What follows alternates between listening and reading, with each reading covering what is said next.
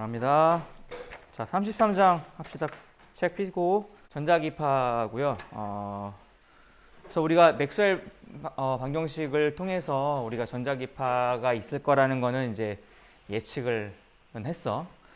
실제로 이제 전자기파 발견이 됐고, 우리가 지금 뭐 가장 중요하게 많이 쓰는 게 사실은 여기죠. 전자기파를 통한 통신. 없으면 우리가 일상생활이 마비될 정도로. 그렇죠? 그래서 전자기파에 대해서 오늘은 첫 번째 시간에는 전자기파가 어떻게 종류가 뭐가 있는지, 그 다음에 어떻게 만들어지는지, 그 다음에 그럼 이 전자기파를 기술하는 전자기 파동 방정식을 한번 유도를 해볼 거야. 그래서 합시다. 그래서 전자기파가 뭐냐? 말 그대로 이제 전기장과 자기장의 파동이야. 근데 전자기파의 종류는 많이 있죠. 우리가 알고 있는 거 뭐가 있니? 전자기파 하면은 떠오르는 거? 가시광선, 또 라디오파, 그쵸? 뭐 전파라고 하는 것들, 뭐 마이크로파 여러 개 많이 들어봤을 거야. 그러면 그건 어떻게 구분이 되냐? 그러니까 그 전자기파가 갖는 진동수로 구분이 돼.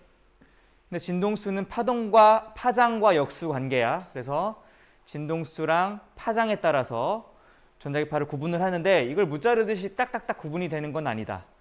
그래서 경계가 명확하진 않지만 대략적으로 우리가 주로 이용하는 역할을 하는 전자기파의 파장이 정해져 있어. 그 또 하나 중요한 거는 전자기파의 진동수, 그 파장에 상한과 하한도 없어. 끝이 없다고. 근데 우리가 보통 인류가 이용하는 그 전자기파의 파장을 좀 범위를 보면 이 정도가 된다. 굉장히 넓죠.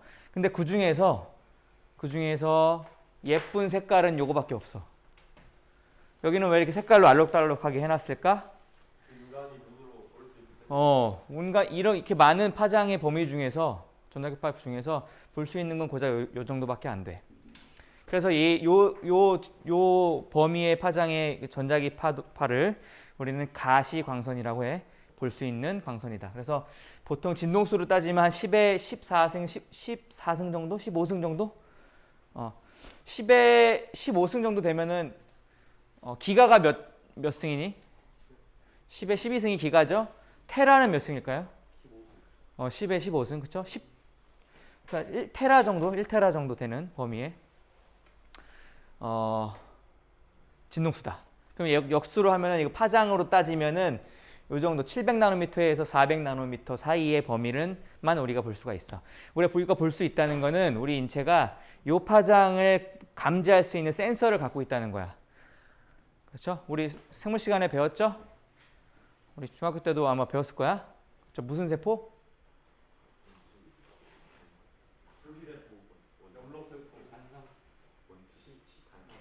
색깔 구분하는 세포. 원주세포, 그렇죠?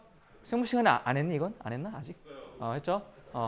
그게 요 파장의 딱 범위만 감지를 해서 그래. 그래서 700나노미터는 붉은색, 그 다음에 400나노미터는 보라색, 빨주노초 파란불 이렇게 구분이 되어 있죠. 누가 구분했을까?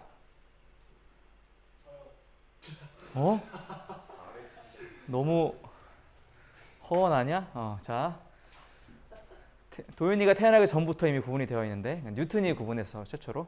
이렇게. 그렇다. 그래서 사실은 이것도 마찬가지죠. 경계가 명확하게 어떤 게 있는 건 아니고 대략적으로 700나노미터, 그 다음에 500나노미터, 초록색 같은 경우에는, 보라색 같은 경우는 400나노미터 된다. 자, 이제 벗어날 거야, 이제. 빨간색에서 더 왼쪽으로 가면은 진동수가 커지는 거야, 작아지는 거야? 작아지고 파장은 이제 커지는 거야, 길어지는 거야. 그래서 가장 이 가시광선 빨간색과 가장 맞닿아 있는 요 파장의 빛을 우리는 적외선이라고 그래. 붉을 적자 외 바깥에 있다고 그래서 적외선이다. 적외선은 어디 많이 쓰이니? 우리 적외선 체온계 많이 썼죠. 적외선. 그 다음에 리모콘 다 적외선이야. 눈에는 보이지는 않지만, 그렇죠? 지금 여기서 빨간색보다 진동수가 작다는 거는 뭐냐면, 진동수는 에너지를 의미해. 그러니까 진동수가 작다는 건 에너지가 작다는 거야. 그러면 이 가시광선보다 훨씬 더 작은 에너지를 갖는 파장이야. 우리 눈에 보이진 않지만. 그래서 우리 몸은 그래도 열이 있기 때문에, 열이 있는 모든 물체들은 이 적외선을 다 방출을 해. 그래서 요거를 감지해서 우리 적외선 카메라라는 걸 쓰죠. 그래서 뭐 온도계. 그래서 이걸 감지를 해서 색깔을 입혀가지고 알록달록하게 이렇게 우리가 볼 수 있게 만드는 거죠. 근데 일부 동물 중에서는 요 적외선을 감지할 수 있는 감각기관을 갖고 있는 동물이 있어. 뭐 박쥐나 뱀이나 이런 동물들은, 그렇죠? 이런 작은 이 적외선 이 영역대에 이런 전자기파를 감지를 한다라는 거. 그 다음에 더 작아지면 여기서 지금 라디오파랑 여기 적외선 사이에 뭐가 있냐면 마이크로파가 있다. 마이크로파. 마이크로파는 대표적으로 이제 우리 마이크로 전자레인지에서 우리 그때 전자레인지 원리에서 막 동영상 봤었죠? 그때 파장이 얼마나 됐었니? 파장이 얼마나 됐었어? 10cm에서 12cm 정도, 그 정도 범위가 됐었어. 그래서 이 정도가 되죠. 그때 이제 마이크로파를 사용을 한다. 또는 뭐 일부 통신에 사용하기도 하고요. 그러니까 더 작아진다. 자, 더 작아지면 이제 라디오파가 나와. 라디오 웨이브. 우리가 흔히 말하는 전파라고 하는 거. 그래서 전파는 뭐 보통 TV나 우리 뭐 전화기나 이런 거 쓸 때 다 여기 라디오파 영역대에 있어. 이걸 딱 이렇게 좀 뭐 넓게 보면은 이렇게 분포가 되어 있다. 진동수를 따지면 10의 4승부터 쭉 10의 11승 정도의 범위를 우리 라디오파, 전파라고 해. 그래서 뭐 TV 채널, FM 라디오, AM 라디오 되어 있죠. 그래서 FM, AM 갈수록 AM에서 FM으로 갈수록 진동수가 커지죠. 진동수가 커진다는 것은 에너지가 그만큼 많다는 거고 더 많은 정보를 저장할 수 있다는 뜻이야. 단점은 있죠. 진동수가 커지는 대신에 파장은 점점 진동수가 커지는 대신에 파장은 짧아지죠. 파장이 짧아진다는 건 뭐냐면 어떤 장애물을 만났을 때 얘가 반사되기가 쉽다는 거야. 이걸 장애물에 잘 걸리기가 쉽다는 거야. 그러면 전달력으로 따지면 여기가 제일 좋은 거지. AM이. 그렇죠? 근데 정보 양으로 따지면 이쪽 TV나 FM 이쪽으로 갈수록 더 좋다는 거야. 우리가 흔히 요즘에 많이 쓰는 그 LTE 얼마 정도 될까? 진동수 이 중에서. 몇 헤르츠 될까? 기가 10의 9승 정도 돼. 9승 정도. 5G 점점 더 좋아지고 뭐 6G까지도 얘기하는데 그 어떻게 될까? 어느 쪽으로 갈까? 점점 이쪽으로 가. 2기가, 3기가 이쪽으로. 에너지 양이 더 많으니까 더 많은 정보를 빠르게 전달할 수 있는 대신에 단점은 뭐라고? 잘 막혀. 그래서 기지국이 더 많이 필요하다. 그런 단점이 있다라는 거. 이렇게까지 했고 이제 반대쪽으로 이쪽으로 가면은 이제 에너지가 점점 더 커지죠. 가시광선보다. 그래서 여기서 이 보라색의 바깥에라고 해서 자외선이야. 이쪽에 가장. 그러면 여기 자외선 울트라 바이올렛이라고 해서 UV라고 하죠. UV는 어디에 쓰나요? 살균에 쓰죠. 그렇죠? 살균. 살균.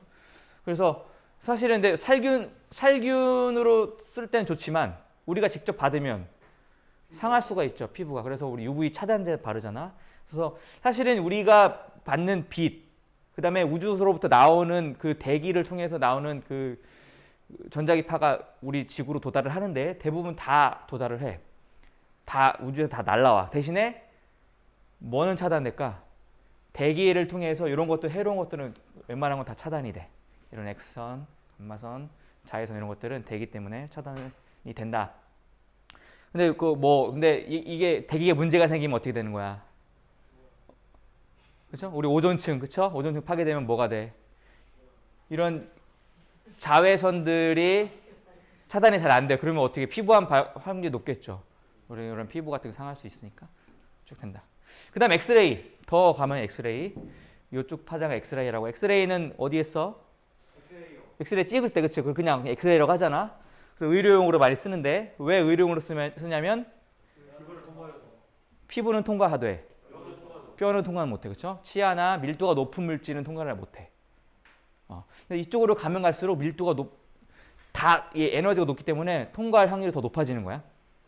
그래서 여기 같은 경우에는 피부나 이런 조직들은 그냥 통과하지만 반응을 안 하지만 이 뼈나 그런 밀도가 높은 조직은 반사를 하기 때문에 우리가 그걸 볼 수 있는 거죠.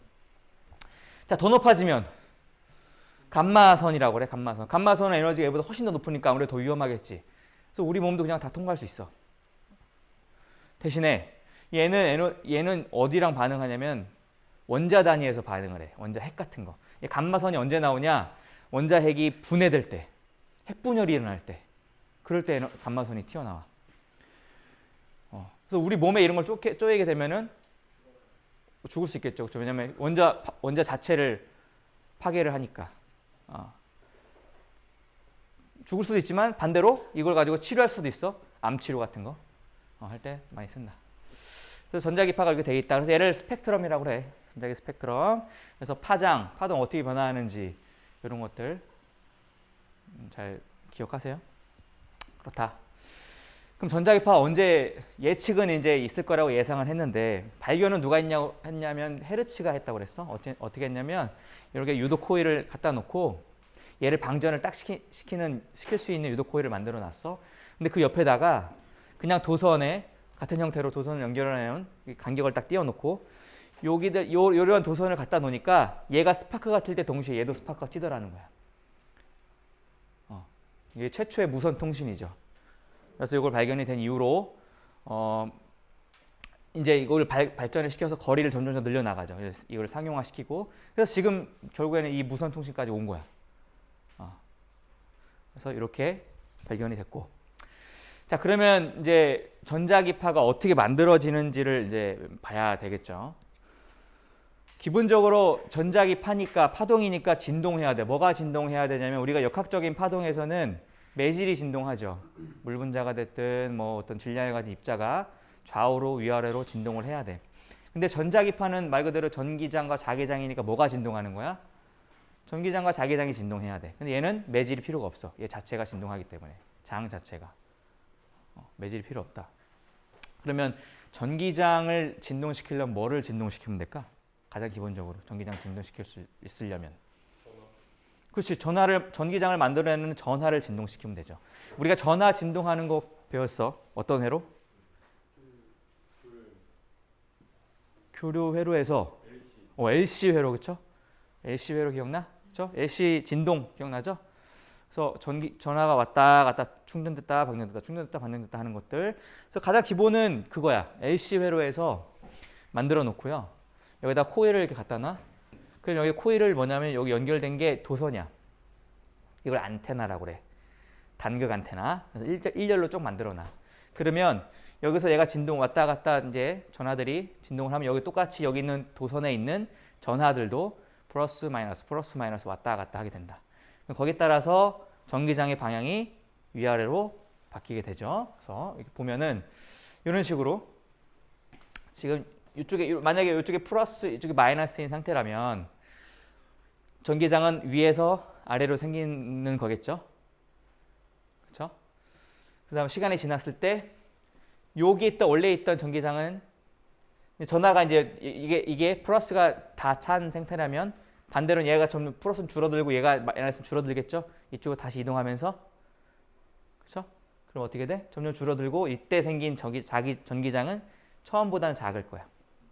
시간이 지났을 때 다 이동했을 때는 이때 전기장 없을 테고 그 다음은 이제는 반대로 되겠죠? 이게 지금 LC 진동이니까 그렇지? 반대로 생기고 이렇게 쭉쭉쭉 반복이 된다. 그럼 어떻게 되면 전기장이 시간에 따라서 이렇게 진동하는 전기장이 만들어질 거다.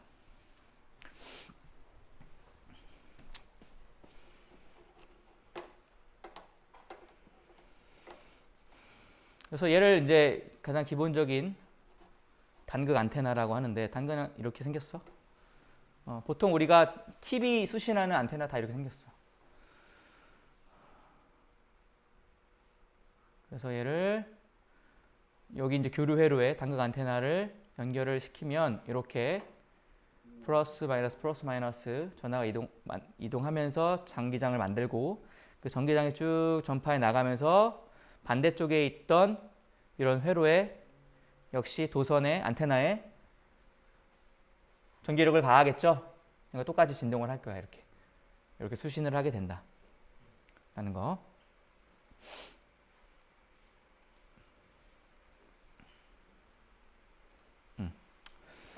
자, 근데 우리가 중요하게 한 가지 더 생각해야 될 거는 뭐냐면 전기장이 이렇게 변화하는 전기장이 있으면 반드시 뭐도 있어야 된다고 그랬어, 우리?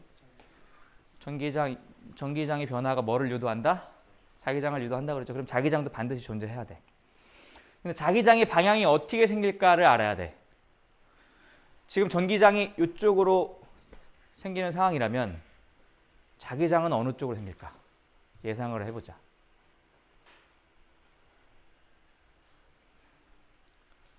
자기장은 뭐에 의해서 생겨?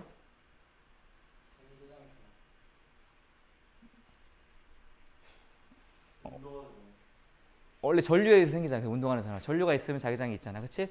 지금 얘가 전하들이 이쪽으로 다 이동했다는 거는 전류가 어느 쪽으로 흐르고 있었다는 거야? 전류가 어느 쪽으로 흐른다는 거야?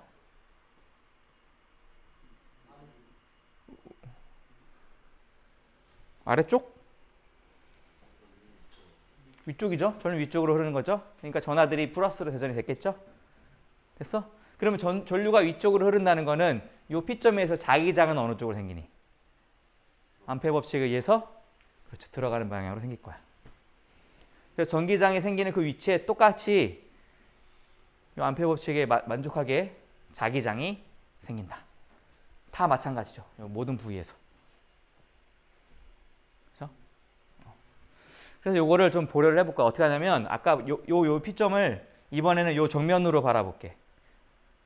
지금 요 P점을 아까 이렇게 바라본 거였어. 그치? 이번에는 정면으로 바라본 모습을 볼게. 우리 책에 있는 그림이야. 그럴 때 시간에 따라서 어떻게 전기장과 자기장이 생기는지. 자, 시간에 따른 전기장과 자기장의 크기인데 A, B, C, D, E, F 중에서 아까 맨 처음에 봤던 T가 0일 때의 그때 위치가 어떤 거니? 그때 상황이 어떤 거니? P점에서 이렇게 정면을 바라보면 A, B, C, D, E, F 중에서 F? E? E? 여기서 뭐냐면 지금 A, B, C, D, E, F, G 이렇게 반복되는 상황이야. 시간에 따라서. 아까 요 맨 처음 상황이 어떤 거야? 이거죠? 이해됐어? 지금 이렇게 바라본 거니까 아까 전기장 방향 아래였죠? 그 다음에 자기장 방향 들어가는 방향이었죠? 그러니까 이거죠. 이해됐어? 그러니까 아까는 이렇게 본 거고 지금 이렇게 옆에서 이거 여기서 맞잖아. 이해됐니? 이해된 거야? 된 거야. 된 척 하는 거야. 된 거야. 그렇죠? 그래서 이렇게 아까 그때는 최대였으니까 전기장과 자기장이 최대로 있는 상태로 되어 있고요. 시간이 지나면 얘가 좀 줄어들었다가 0으로 되어 있다가 어떻게 됐어? 반대로 됐죠? 그러다가 점점 커졌다가 다시 줄어들었다가 0 됐다가 다시 반대로 이렇게 반복되는 거지. 어느 한 점의 P점의 위치에서 전기장과 자기장의 변화를 보면. 그렇죠?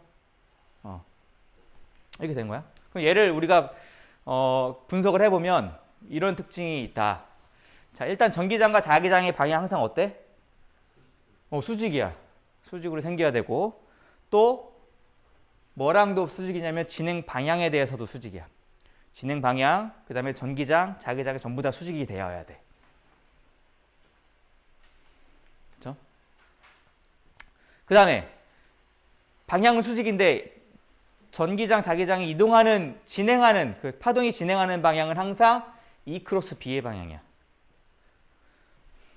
지금 여기서 P점에서 바라봤을 때는 P점으로 나오는 쪽인 거죠? 파동의 진행 방향이 이쪽으로 가는 거니까 생각을 하고 있는 거야. 그죠?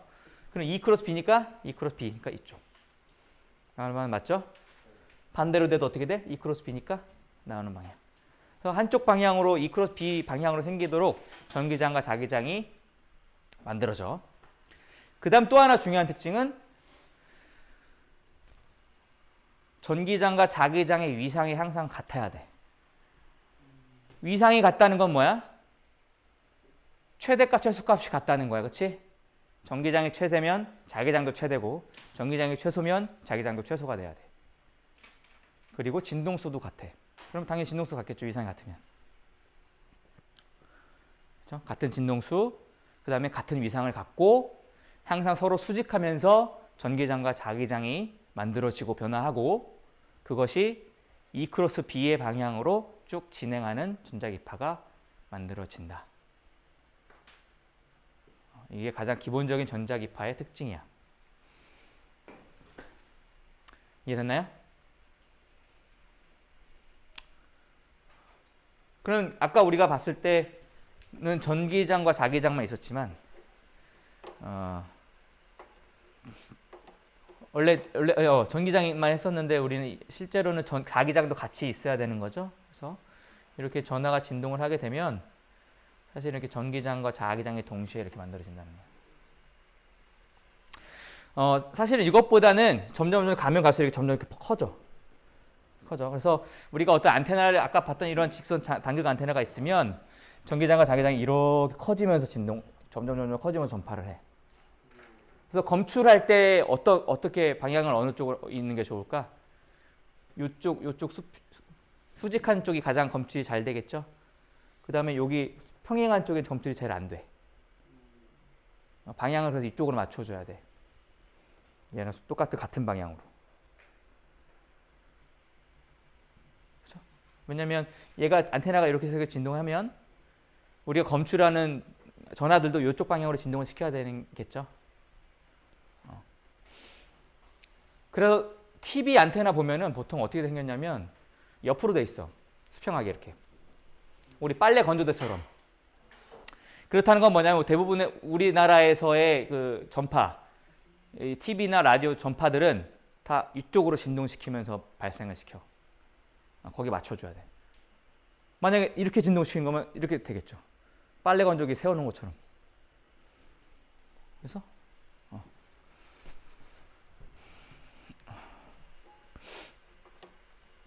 그렇다. 그래서 아까 봤듯이 그 다음에 또 하나 특징이 뭐냐면 얘가 이제 전자기파 같은 경우에는 가로파동, 횡파라는 거야. 우리 파동의 종류 두 가지 배웠죠? 간단히 복습하면 두 가지 뭐였어? 횡파와 종파, 가로파, 서로파죠. 가로파의 특징은 진동 방향과 이동 방향이 수직일 때, 그죠? 뭐 있어? 뭐 물결파, 그다음에 뭐 줄 흔드는 거 이런 것들. 그렇죠? 그다음에 그러니까 전자기파는 무슨 파라고? 여기서 중요한 건 전자기파가 이거라는 소리야. 그렇죠? 횡파는 이제 수평한 거, 음파나 이런 것들은 횡파였죠. 그렇게 있고 전자기파는 가로파동, 횡파다라는 거. 그다음에 이제 이런 전자기파가 대충 어떻게 만들어지는지 특징은 알았어. 그러면 이제 뭘 해야 되냐면 얘를 이제 수식으로 표현해야 돼.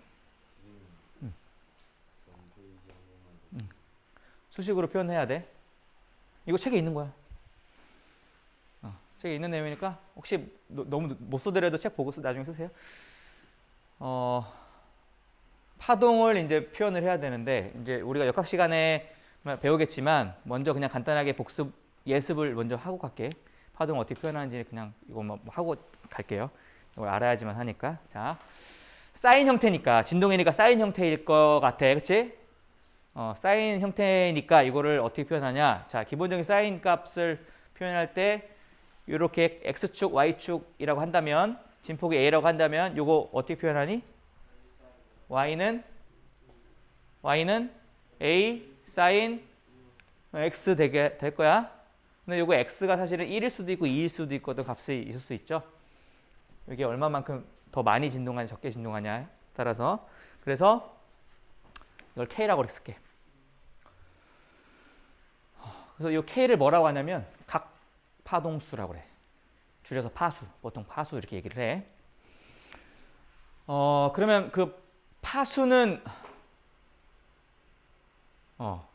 어떻게 계산할 수 있을까?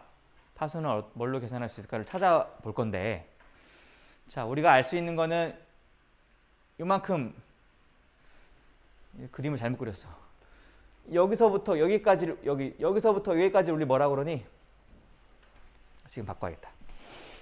그걸 뭐라고 그래? 파장이라고 하죠. 다음에 해야겠다. 얘를 파장이라고 그래. 이렇게 람다라고 쓰죠. 요만큼이야, 요만큼. 요거 아니야?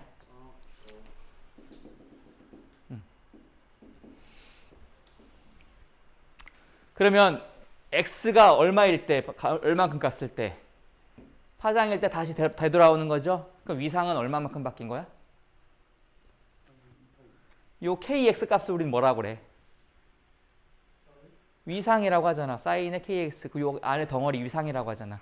한 바퀴 도는 거니까 위상이 2파이만큼 된 거죠. 90도만큼 360도만큼.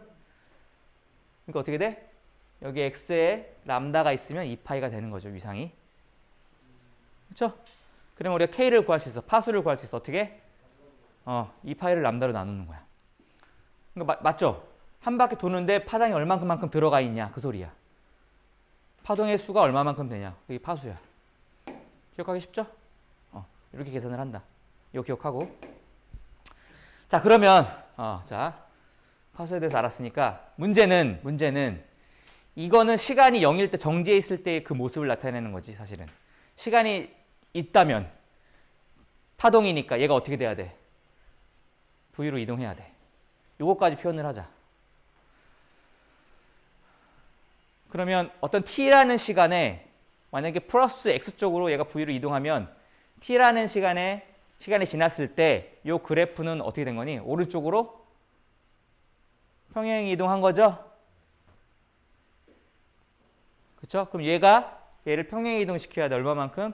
플러스 x쪽으로 평행 이동시키면 x에다가 어떻게 해줘야 돼? x를 어떻게 바꿔줘야 돼? x 마이너스 뭐 하면 되잖아. 그렇지? 그러니까 오른쪽으로 t 시간 동안 간 거리가 얼마만큼 될까? vt가 되겠죠. 그럼 x 마이너스 vt 하면 돼. 그러면 시간에 따라서 오른쪽 v로 이동하는 파동의 표현이 돼. 얘를 정리해볼까? 이렇게 k를 곱해보면 kx 마이너스 kvt가 있는 이게 뭘까? kv는. 얘의 단위가 뭐가 돼야 되겠니? 얘는 위상은 단위가 없어야 돼? 그럼 얘의 kv의 단위는 뭐가 돼야 돼? 시간분의 1이죠. 시간분의 1을 뭐라고 그래? 퍼세크를 물리량을 무슨 헤르츠? 진동수. 그렇죠? 얘를 진동수 오메가로 써줄 거야. 그렇죠? 얘를 각 진동수라고 그래. 각 진동수. 그러면 각 진동수와 각 파동수와 그 다음에 V, 이 파동의 속력 V의 관계가 나오죠. V는 어떻게 구할 수 있어 그러면? V는 K분의 오메가야. 그래서 파동의 속력은 각 진동수를 파수로 나누면 돼. 이것도 기억하세요?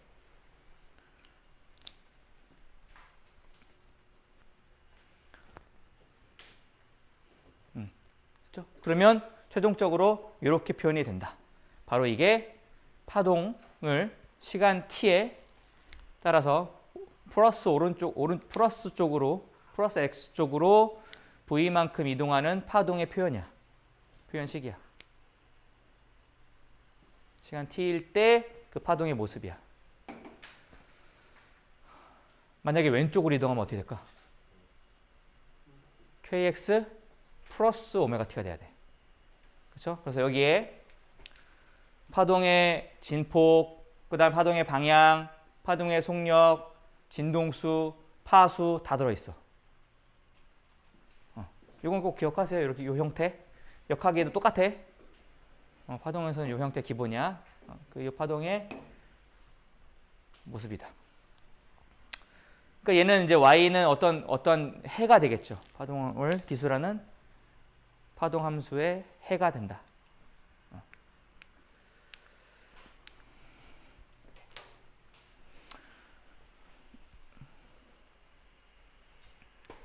그러면 해를 구했으니까 뭐를 알아야 돼? 요 해가 나오게 되는 방정식이 있어야 되겠죠. 그렇죠? 방정식을 구해야 돼. 얘는 사인인 거 보니까 어떤 미분 방정식의 해인 것 같아. 그러면 요를 만족하는 미분 방정식을 구해야 되고 그 미분 방정식을 우리는 파동 방정식이라고 할 거야. 파동 방정식 한번 구해볼까요? 네. 자, 어떻게 구할까요? 방정식. 우리가 운동을 기술할 때는 운동 방정식을 풀면 돼, 그치? 운동 방정식도 사실은 미분 방정식이잖아. 그래서 우리가 가정을 하면 어떤 진동하는 물체의 힘을 구해서 운동 방식을 쓰면 파동 방식이 나와. 구할 수 있어. 근데 우리는 어떻게 할 거냐? 그냥 얘를 그냥 지지고 볶을 거야, 이렇게. 얘가 이제 시간에 대한 함수이기도 하고 위치에 대한 함수이기도 하니까 얘를 한 번 미분, 두 번 미분 이렇게 해볼 거야. 단 미분할 때는 여기서는 D라고 안 쓰고 라운드 이렇게 편미분 기호를 쓸 겁니다. 왜냐면 얘랑 독립적으로 작용해서 시간이랑 위치가. 그래서 X에 대해서 미분할 때는 T를 상수로 볼 거고요. T에 대해서 미분할 때는 X를 상수로 볼 거야. 그럴 때는 라운드를 써줘야 돼. 자, 요거는 그냥 결과만 쓸 거 없어. 이렇게 해보면 뭔가 규칙이 나와. 얘랑 같죠? sin kx 오메가 t 같은 항이 있죠? 그래서 얘랑 같다고 놓으면 되겠지? 같다고 놓으면 돼. 그럼 방정식 나왔잖아. 정리해. 오메가 분의 k 얼마야? 뭐야? k분의 오메가 v니까 v분의 1이죠? 근데 v 제곱이니까 v 제곱분의 1일 거야. 이게 파동 방정식이야. 자, 요거만 기억하면 돼. 요거만. 그러니까 보니까 뭐야? 왼쪽에는 x에 대해서 두 번 미분한 편미분한 값. 그 다음 오른쪽은 시간에 대해서 두 번 편미분한 값이 같은데 그 사이에 v 제곱이 껴있다. 그래서 가장 이게 일반적인 파동 방정식의 형태야. 뭐가 됐든 요 방정식을 만족하는 어떤 물체라면 얘는 파동이야.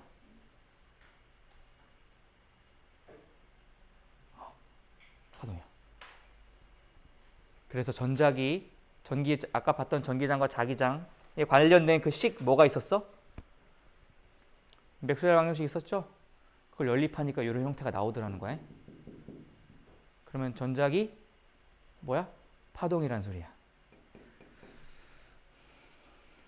그러면 해볼까요? 그러면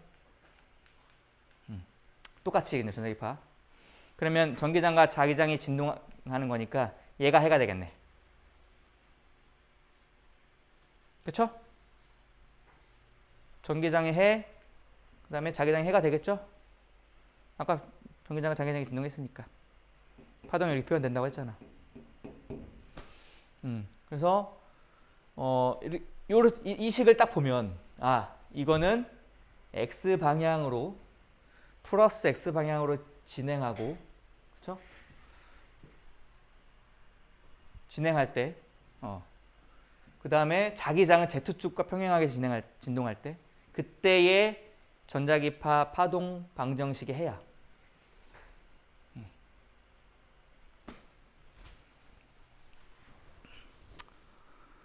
그래서 이게 얘를 보면은 얘는 이제 각각의 진폭이 될 테고요.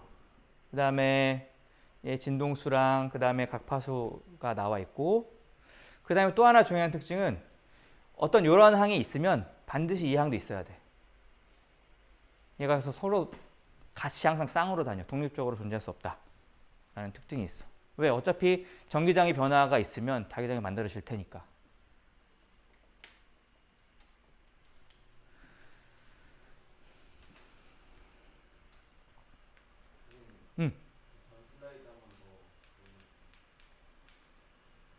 이거 쓰지 마. 이거 나중에 해. 이거만 기억해. 요거만 파동 방정식 이렇게 된다. 우리 책에 써놨지 않았어? 써놨잖아. 쓰지 마 이거. 학습지 있잖아. 학습지에 써놨어. 어차피 역학 시간에 또 할 거야. 자, 그러면 이렇게 되겠죠. 전자기파를 그림으로 그리면. 그쵸? 아까 봤듯이 전기장과 자기장이 있어야 되고요. 얘 오른쪽으로 진행을 한다고 하면 항상 E 크로스 B 형태로 나와야 되니까 이렇게 돼야 되겠죠. 그럼 얘가 이렇게 최대값을 갖다가 최소값을 반대로 이상이 됐을 때는 역시 뭐도 반대로 이상이 돼야 돼? 자기장도 반대 이상이 돼야 돼. 그래야 이쪽이 나오죠. E 크로스 B니까. 그쵸? 최대값, 최소값 같고, 그 다음에 같은 진동수를 갖고, 이런 형태로 진행을 한다. 그래서 얘를 이렇게 표현하기도 하고, 그냥 나중에 우리가 기하광학이나 할 때는 그냥 광선으로 이렇게 진행하는 방향으로 광선으로 이렇게 표현하기도 해. 한다 라는 거 이렇게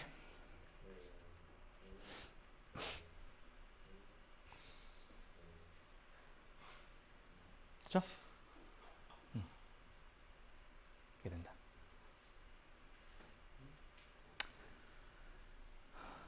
자,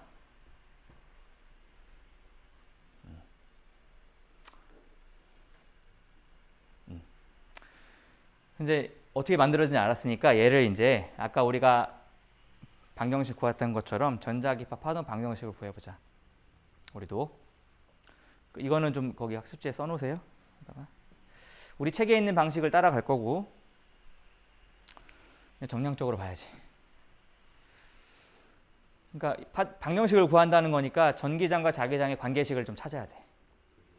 뭘로 찾을 거냐면 전기장과 방정식에 관련된 맥스웰 방정식 중에서 관련된 게 뭐야? 전기장, 자기장 같이 있는 거. 패러데이랑 맥스웰 암페어 법칙 있었지? 그 두 개 연립할 거야. 자, 먼저 패러데이 법칙부터 해보자. 자, 패러데이 법칙은 여기는 뭐를 어떻게 잡을 거냐면 시작을 아까 봤던 우리가 P점에서 자기장 방향이 이쪽이었죠. 이 자기장이 어떻게 되고 있어? 변하고 있는 거죠. 패러데이 법칙 하려면 뭘 구해야 되니까 자속의 변화를 구해야 되잖아. 자속의 변화가 뭘 유도한다? 유도 전기장을, 그쵸? 전기장을 유도한다. 그때 만들어지는 게 유도 전기장이죠. 만약에 여기서 자기장이 감소하고 있는 상황이라면 그러면 요거의 수직한 이런 면적 가로 길이는 dx고요. 세로 길이가 h인 요 면적에 작용하는 둘레에 뭐가 만들어진다는 거야? 전기장이 만들어지니까 전기장 어느 쪽 만들어져? 얘가 만약 감소한다면? 시계 반시계.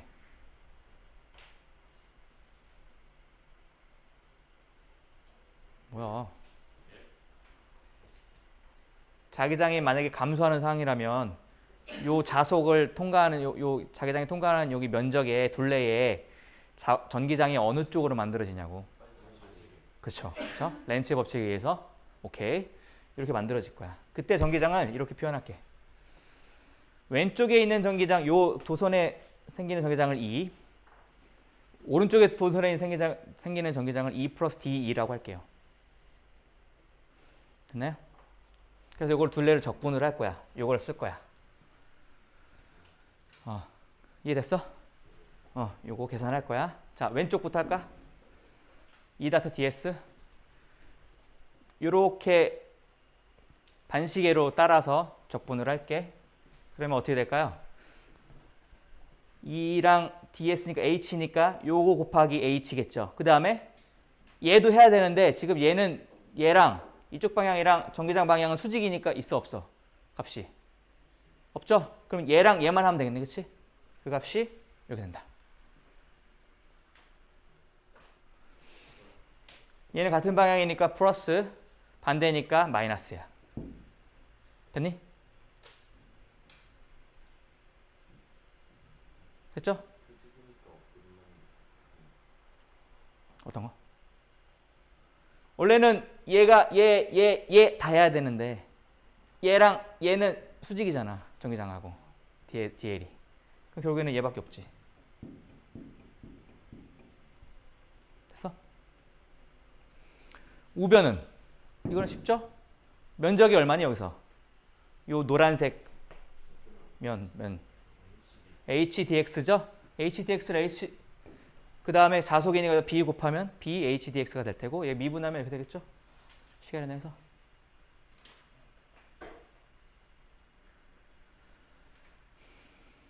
됐어?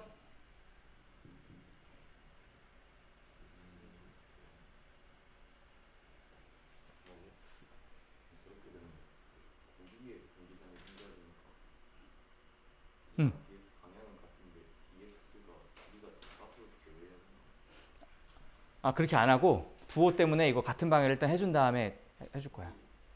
근데 이게 여기가 안 되는 이유가 어. 어차피 전기장은 자기장이 전하고 있고 V 이렇게 해놓으면 그 유도 전기장은 그 Y랑 dx랑 방향은 같은데 dx가 길이가 그 미분소 개념으로 해서 그래서 저희 아니야. 수직이라 안 되는 거야. 전기장이랑 길이가 수직이라서. 우리가 일부러 그렇게 잡아준 거야. 면적을. 근데 뭐지? B가 줄어들면 아까 분류가 이렇게 생긴다고 했잖아요. 그게 생기니까, 그거는 안 따져줄 거야. 왜냐면 너무 작기 때문에. 그냥 요 한쪽에만 생기는 걸로 따져줄 거야. 어.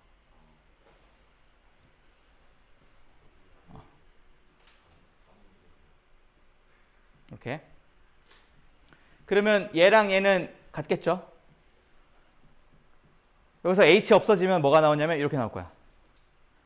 X랑 전기장을 X에 대해서 미분한 거랑 자기장을 시간에 대해서 미분한 요 관계식이 하나 나올 거고, 얘는 이제 우리가 아까 계속 편미분을 할 거라고 했으니까 편미분 기호를 바꿔서 이렇게 하나씩을 구해줄 거다.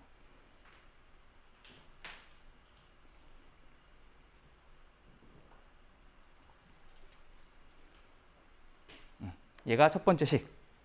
그러니까 전기장과 자기장의 뭔가 관계식이 하나 나왔죠. 또 하나 관계식을 구하려면 뭐 해야 돼 이제?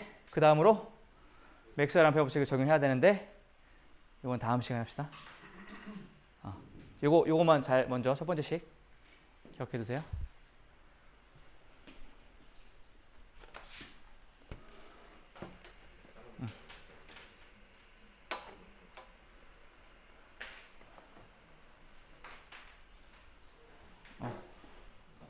다음 시간에